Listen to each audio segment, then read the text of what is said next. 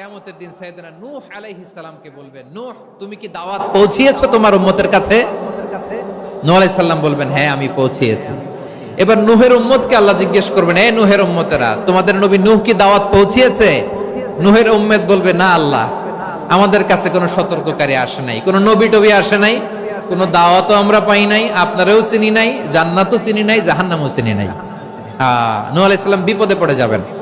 তখন আল্লাহ বলবেন, নূহ তুমি বললা পৌঁছিয়েছো, তোমার উম্মত বলে কিছু পায় নাই। নূহ তোমার কি কোনো সাক্ষী আছে? তোমার কথা আর তোমার উম্মতের কথা তো মিলে না।